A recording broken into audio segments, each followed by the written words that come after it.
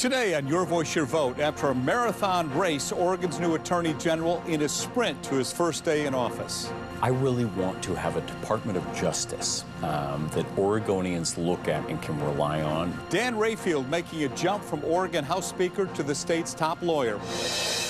Plus, 3 city councilors-elect ready to tackle the unique challenges in Portland's District 4. Your Voice, Your Vote starts right now. From Katu and Willamette University, this is Your Voice, Your Vote with Steve Dunn.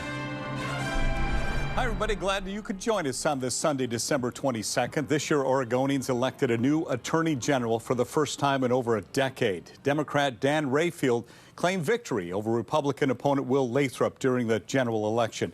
I spoke with the Attorney General-elect on Wednesday to learn what his plans are when he takes office in just a few short weeks. K2 and our sponsor, Willamette University, invite you to hear from Oregon's soon-to-be Attorney General, Dan Rayfield. And joining me now is Attorney General-elect Dan Rayfield. Congratulations on your new role. Thanks for being here. Well, thank you for having me. I always enjoy talking with you. Well, let's talk about it. I want to start by introducing you to folks who are watching who may not know you. Your experience includes 2 decades as personal injury lawyer, 9 years Oregon State Rep, 2 years Oregon Speaker of the House.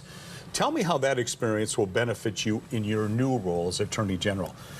Yeah, I think when in private practice, I spent a little more than 18 years working on behalf of individuals, consumers with a variety of claims, whether they were civil rights claims or claims against insurance companies. And that gives you a nice background to step into a role as Oregon's Attorney General, to be an advocate for all Oregonians, whether it's seniors, working families, issues that are just important to us in our day-to-day lives. In the legislative world, right, I think it's incredibly important that you have a background to work with both viewpoints, right, whether it's Democrats and Republicans, and bringing people together to solve really important challenges. The Attorney General, when we think about improving community safety, right, being able to work with district attorneys from all 36 counties, right, and being able to work towards that common objective of keeping communities safe, protecting working families. That background, it was something that I really focused on in the legislature, and I want to continue focusing on that as Oregon's next Attorney General. You're replacing Attorney General Ellen Rosenblum, held the office for, what, 12 years. Yeah. What does that transition look like? And the first thing that I would say, the current Attorney General's 12 years in office is an incredible service to this state, and I think we really don't think about that meaningful impact that she had. 12 years is a long time, and so it's a very interesting conversation to then step into.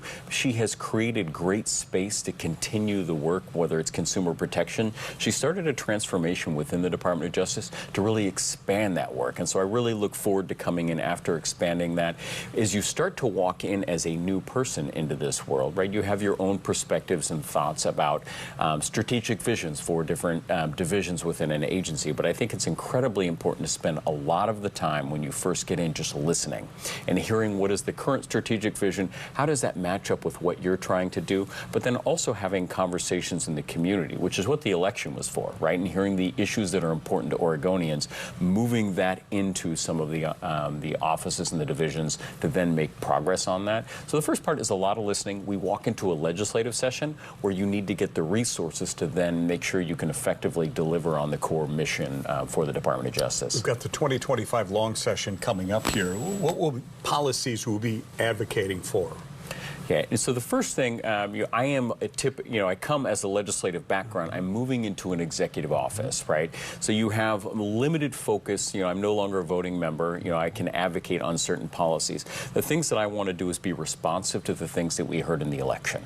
And the things that, and while we heard them in the election, it's because what's happening in our communities. So keeping communities safe, advocating on behalf of working families, seniors, protecting them and their communities. And then we also need to think about, one of the things I heard consistently while running is we needed someone to protect Oregon's values from national attacks. And that has happened under Democratic presidents, and it's certainly happened under Republican presidents. So that is an important focus that we are appropriately resourced as an agency to accomplish those goals, and as well as looking at other different policies that can accomplish those missions. I want to talk about some fascinating data, unfortunate data, recent data from the Oregon Health Authority reports more than 1,800 Oregonians died of fatal drug overdoses in 23. The 24 numbers aren't out yet, of course. What will you be doing as Attorney General to tackle the addiction crisis? So I've already started some conversation with district attorneys and the partnerships that we can have, if properly resourced, to be able to go after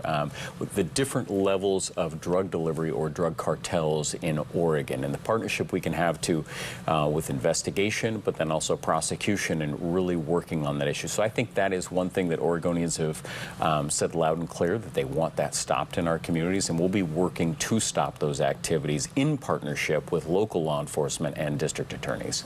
We had this terrible school shooting in Wisconsin earlier this week. A 15-year-old opened fire on classmates and teachers, killing 2 and wounding 6.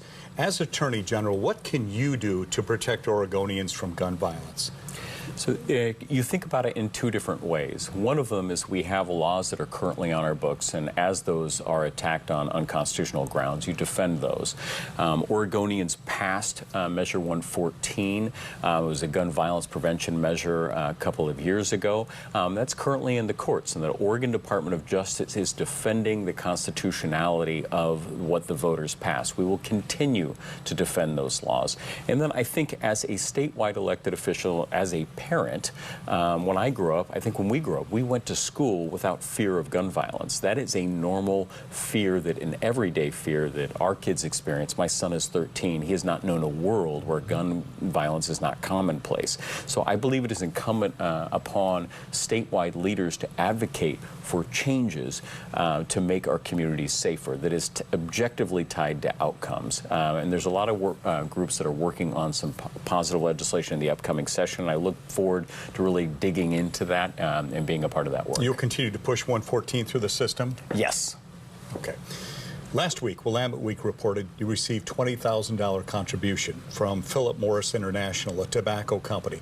As House Speaker, you played a huge role in lawmakers' decision to put limits on campaign contributions. What do you say to viewers out there who say, why would you accept this contribution after your work in that area? Yeah, what I would say is that in my role, and I have a history of kind of dictating that campaign contributions go for campaign expenses, and when you make decisions, every elected official should be making decisions based upon the information that is in front of them without influence anywhere. I do believe in campaign finance reform. I believe that we just passed a recent campaign finance reform law in the short session during my last session as Speaker. I think that's a good first step, but I think it is just a first step. And how do you actually lessen the impacts of money in our communities? It was the first thing that got me involved in politics when I was 19. I gathered signatures outside of it was a supermarket to put campaign finance limits on the ballot. I truly believe in that in moving forward. But I also believe that we're in this situation, again, that campaign expenditures and campaign contributions are merely for that purpose, and no elected official should use those as a basis for decisions on how they're going to make. You see where folks may raise their eyebrow on this one, though, a little bit, being from a tobacco company. Yes. You also have to know, as a member of the legislature, I was vocal in speaking out and increasing taxes on tobacco companies, and actually spoke on the House floor in favor of doing that. My mother, and she'll hate me saying this, but one of the things that I told her when I became a legislator is, like, I'm going to raise taxes on tobacco because I grew up in a family where my mother smoked, and it is those are painful things that impact families over a long period of time. After your first term is done, let's talk about 4 years from now. Let's look out there, crystal ball. What precedent do you hope you will have set at that point? I really want to have a Department of Justice that Oregonians look at and can rely on, that where they are taking care of all Oregonians. Whether it is something small where you've been impacted in a consumer case in your personal life, whether taken advantage of by an insurance company, or whether it's something more significant, right, where we're in more significant is subjective, but more significant in the fact of that it's impacting more Oregonians, whether it's climate change or whether it is reproductive health, that you have had a Department of Justice that is standing up for Oregonians' values. And when those things go on, they know that they can look to the Department of Justice as a partner in that. Attorney General-elect Dan Rayfield, we appreciate your time. We'll be talking to you a lot over the next 4 years. I guarantee that. So thanks for your time. Thank you. We appreciate it.